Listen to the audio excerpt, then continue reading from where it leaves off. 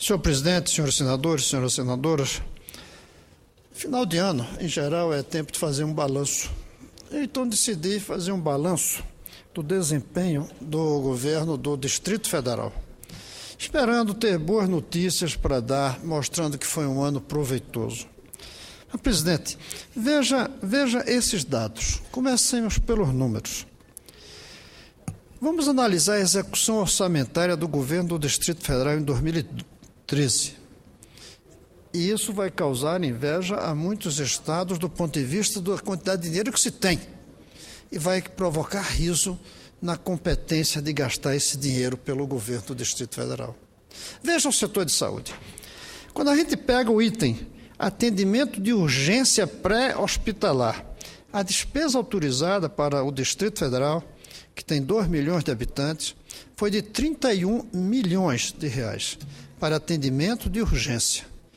O empenhado 25% e a liquidação 12%, ou seja, 40%. Estamos no final do ano, 40%.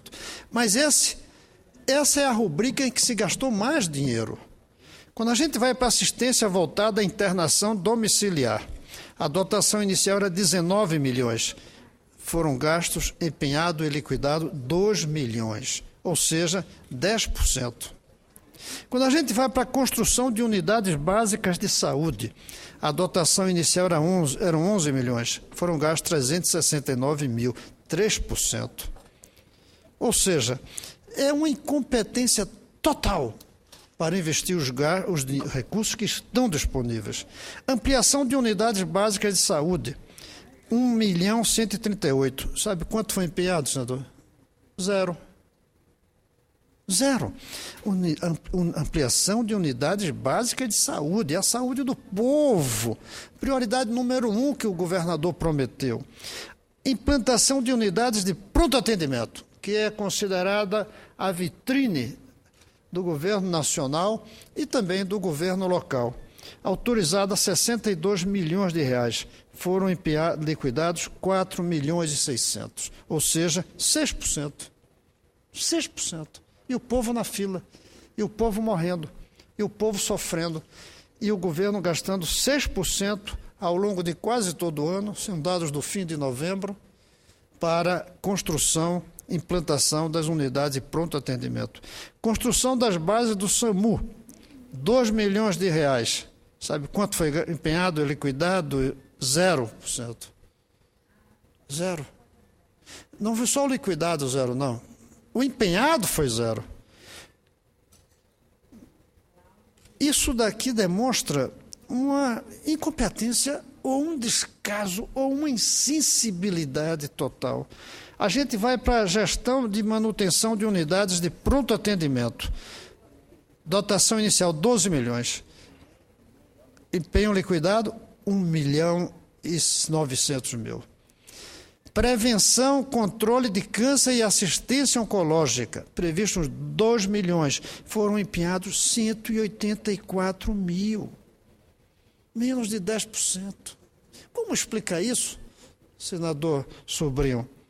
Desenvolvimento das ações de assistência farmacêutica, autorizado 1.741.000, foi gasto, pasmem, 8.847.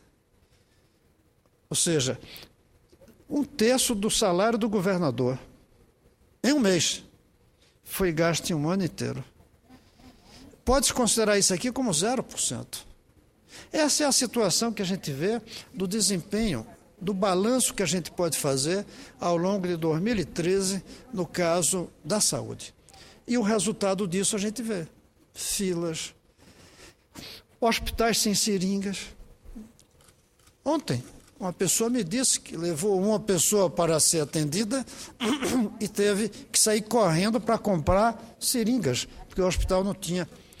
Comprou um pacotinho de 10, que não vendiam de uma, deixou 9 de cortesia para o hospital. Em um lugar que tem dinheiro, senador.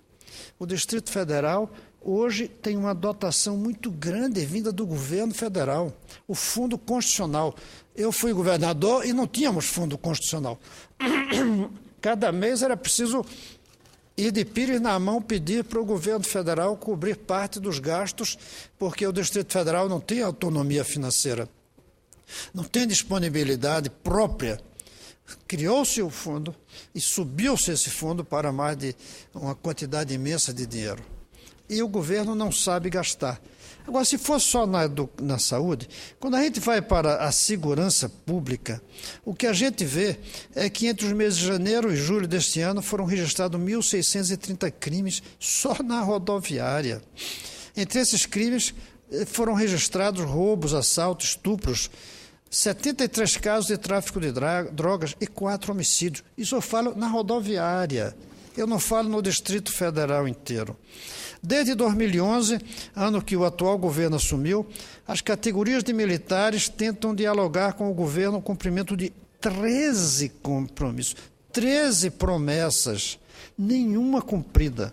Dentre elas, a reestruturação das carreiras, aumento de efetivo, auxílio de transporte, nos contra-cheques, nova lei de vencimento que iguale os auxílios, fardamento, inatividade, invalidez funeral entre praças e oficiais. Nada disso foi feito, nem diálogo eles conseguem. Ficou deliberado em assembleia da tropa uma operação tartaruga, que continuará sendo executada pelos integrantes das corporações até o cumprimento das promessas. Ou seja, o Distrito Federal vai atravessar o Natal, atravessar o ano, com a polícia sem o pleno exercício da sua força, com todos os riscos que isso significa, e o governo incompetente para dialogar, para falar. Eu falo com autoridade de quem já passou pelo que o governador passa, e não tivemos esse problema. Não tivemos o problema de não saber gastar o dinheiro da saúde. Não tivemos essa falta de diálogo que leva a polícia a esse tipo de comportamento. Na semana passada, os policiais e bombeiros militares acamparam em frente ao Palácio do Buriti, sede do nosso governo, para cobrar as 13 promessas que o governador Aguinaldo fez às categorias em 2010 na campanha e que jamais foram cumpridas. Eu não sei nem se o mais grave é termos um governador que não consegue gastar, que não consegue dialogar com a tropa PM, ou se é um governador que não cumpre as promessas de campanha. Sinceramente, nem sei o que é mais grave disso. O acampamento não durou nem 8 horas, pois o próprio governador mandou a secretaria dizer que acataria as reivindicações e que não impediria que aquilo continuasse. A violência chegou a tal ponto na capital federal que abriu espaço para que Brasília se tornasse destaque no quesito de insegurança que o Departamento de Estado norte-americano faz da situação de violência nas cidades para orientar seus turistas. Nunca o Distrito Federal tinha entrado nessa lista. Outras cidades nossas tinham, não o Distrito Federal. O Tribunal de Justiça do Distrito Federal e Territórios denunciou a superlotação dos presídios. A capacidade de vagas é para 6.595 pessoas e o Distrito Federal acomoda 12.229 pessoas. Ou seja, 2 vezes mais do que a capacidade. Isso é o governo que eu gostaria de avaliar positivamente aqui. Aí, antes de passar a palavra ao senador Requião, eu vou analisar o que eu fiz para a saúde no caso dos gastos, para mostrar que não é por falta de dinheiro. Construção de unidades policiais e delegacias. Tem uma dotação de 202 mil. Empenhado, zero. Zero empenhado. Eu não falo nem zero liquidado, zero empenhado. Monitoramento por câmeras de vídeo, que é algo que hoje está dando grande contribuição, não só a delucidar os crimes, como a evitar. Tem 30.548 mil reais na dotação. Vou repetir, 30 milhões. Foram empenhados 26, mas foram gastos liquidados zero. Zero. Defensoria Pública na comunidade. Uma coisa que a população pobre precisa, 250 mil, empenhado, zero, gasto, zero. Essa é a situação nesses dois setores, senador. Mas não se limita aí. Quando a gente vai analisar setor por setor, 2013 não tem o que comemorar no Distrito Federal, salvo a inauguração de um estádio de futebol que custou 1,7 bilhão. Antes de continuar, senador, até como uma pausa para que reflitamos sobre essa situação, eu passo a palavra ao senador Requião. Senador Cristóvão, duas análises podem ser feitas sobre seu pronunciamento. Uma otimista e uma pessimista. A análise pessimista nos levaria à conclusão de que o Distrito Federal está sem governo. Já a análise otimista poderia considerar que o governo do Distrito Federal está poupando dinheiro. Poupando muito, talvez para uma grande obra, uma grande realização, estabelecendo uma hierarquia de prioridades. E eu imagino que esta poupança poderia estar sendo dirigida no sentido traçado por um decreto do próprio governador sobre transporte coletivo. Um decreto que destinava como reversão de supostos investimentos para concessionários de transporte coletivo e indenizações de lucros não havidos para um sistema que tem uma tarifa interna de retorno de 12%, que é a maior do Brasil, é o maior absurdo do país. E essa poupança poderia estar sendo dirigida para isso, para que esta economia toda parasse na mão dos concessionários de transporte coletivo. Mas ontem eu tive uma notícia pela imprensa do Distrito Federal que o Tribunal de Justiça do Distrito Federal anulou o tal decreto que favorecia de forma absurda essas empresas. Então, nos resta a visão pessimista. Nós estamos com uma ausência de gestão no governo do Distrito Federal. E eu me irrito, me incomodo, porque quando nós propusemos, com a assinatura de 40 senadores, a CPI dos transportes públicos para analisar essas questões, não aqui no Distrito Federal, mas no Brasil, para propor um sistema viável que atendesse os reclamos da mobilidade gritada pelo povo nas ruas do país inteiro, nós vimos uma oposição simplesmente fantástica por parte do governo federal, por parte dos partidos, a recusa de assinaturas, a retirada de assinaturas que quase inviabilizou essa CPI. E agora o senador presidente Renan Calheiros me diz que já estão acenando com a inconstitucionalidade da verificação do sistema de transporte de ônibus no Brasil inteiro. Isso me assusta, mas o pior exemplo parece que é o do Distrito Federal. Essa economia toda iria para a mão dos empresários concessionários de transporte coletivo.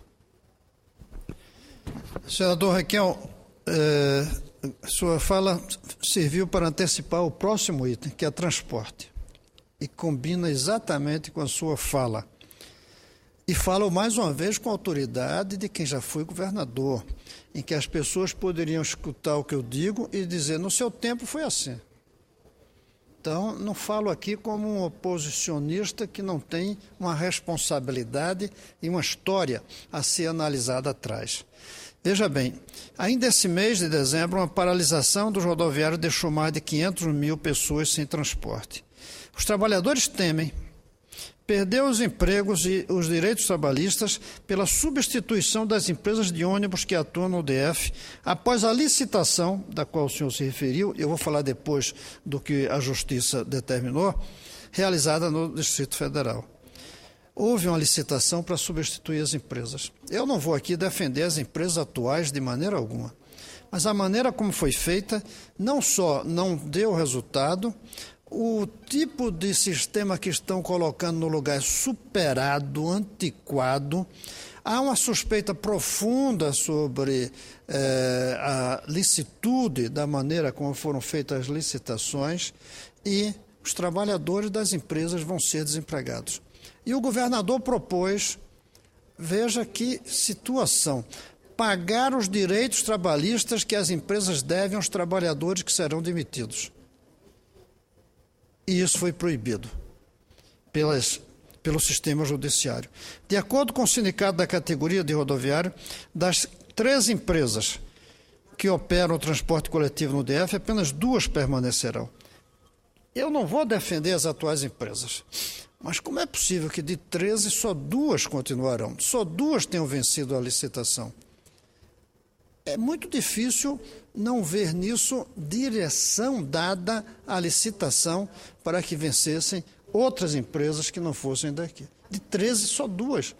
Ou elas tinham um transporte absolutamente caótico aqui, ou elas estavam explorando de uma maneira absurda, ou então houve algo nefasto na licitação.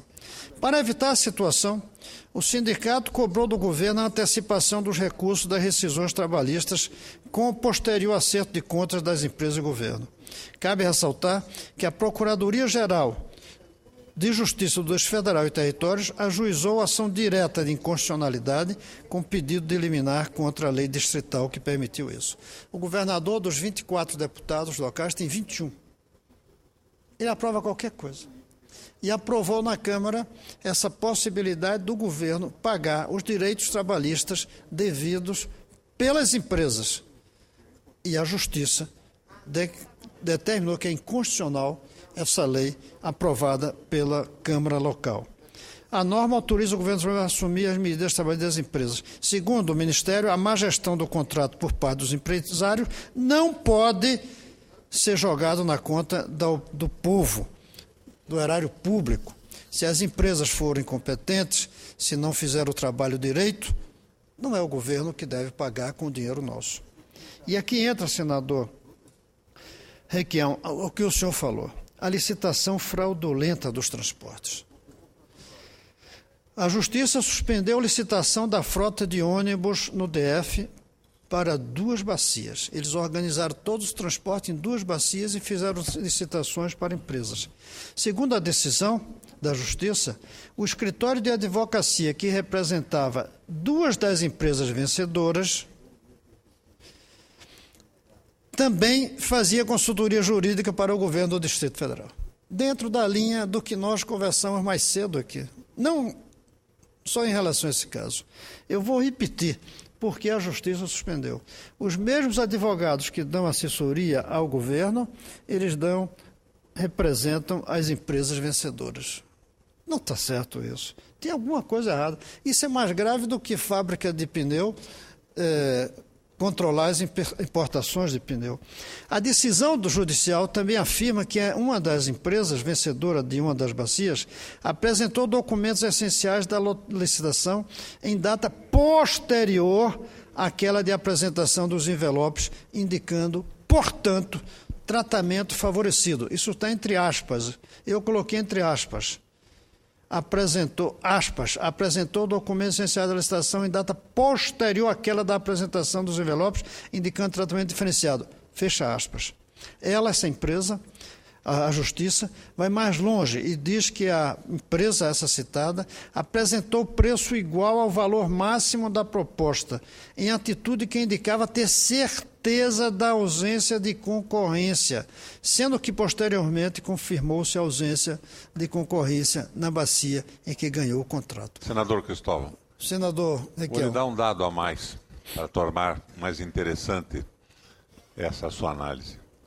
A empresa que presta consultoria, o BID, que financia o novo sistema, é do mesmo grupo. Isso é verdade. Isso estava aqui mais adiante, é do mesmo grupo. Ou seja, é um só grupo, um só advogado, um só consultor. Tudo unido, como a santíssima trindade do transporte público do Distrito Federal. Então, senador, é essa situação que nós vivemos. E o transporte continua degradado. Até porque as empresas que estavam fazendo começaram a desativar os seus trabalhos. Começaram a mudar de rumo ou de ramo. Ou rumo para outra cidade, ou ramo para outro setor produtivo. Essas são as preocupações, senador, que eu teria. Mas eu quero tocar mais um ponto que diz respeito especificamente às características do Distrito Federal. O Distrito Federal é uma cidade tombada, é um patrimônio histórico da humanidade. Pois bem, o governo do Distrito Federal começou a fazer uma modificação na realidade urbana do Distrito Federal, sem respeitar as normas, os contratos que vêm desde o governador José Aparecido. E isso convivendo com uma situação de grandes favelas que tomam proporções cada vez maiores. O governo chegou a propor a criação de uma nova cidade, visando tornar um local de 17 mil hectares de área verde em área habitacional. Grande parte da região é de propriedade privada. Alguém vai ganhar muito dinheiro com isso. Muito dinheiro. Transformar uma zona rural verde em uma zona urbana em que os preços vão explodir. Isso foi tentado fazer pelo governo, mas felizmente está se tentando parar. O plano de preservação do conjunto urbano, sem que a população conheça, fizeram um plano sem que a população tomasse conhecimento, sem que ela fosse suficientemente informada sobre seus efeitos e ameaçando que Brasília deixe de ser um patrimônio histórico da humanidade. Essa é uma decisão que nem nós do Distrito Federal deveríamos tomar sem consultar a nação brasileira inteira. Devia passar por aqui essa mudança. Devia passar pela Câmara de Deputados. Os parlamentares de outros estados serem ouvidos se eles querem autorizar ou não que o Distrito Federal perca o reconhecimento internacional de patrimônio histórico da humanidade por decisões de um governo que está aqui por poucos anos. Senhor presidente, eu vou só dar mais um dado de desempenho financeiro no caso da cultura, uma área tão fundamental que a gente tem. O Ministério Público recomendou a interdição do Teatro Nacional Cláudio Santoro em setembro, por falta de obras corretas na manutenção. O desleixo e a falta de manutenção do teatro provocou uma ação pública, com apoio da população e até do Ministério da Cultura. O Ministério Público saiu em defesa da população, que corre risco cada vez que utiliza aquele equipamento cultural. Lembre-se que ontem caiu um teatro em Londres. Nós aqui não estamos ameaçados de cair, mas tem baratas, escorpiões, as saídas de emergência estão travadas, falta de brigada de incêndio, de alvará de funcionamento, sem contar a falta de higiene, poltronas rasgadas e sujas, ratos passeando livremente pelos jardins, desenhado por Burle Marx, e falta de respeito ao público, que apesar de pagar caro, e muito caro, diga-se de passagem, por vários espetáculos, deixa o teatro sem conseguir sequer ouvir aquilo que pagou para ouvir. Agora veja como é inadmissível que isso aconteça, porque a manutenção e conservação do patrimônio público tem uma dotação inicial de 3 milhões de reais. Foram empenhados apenas 970 e gastos 939. A revitalização de monumentos tinha 1 milhão previsto. Foi empenhado e gasto zero.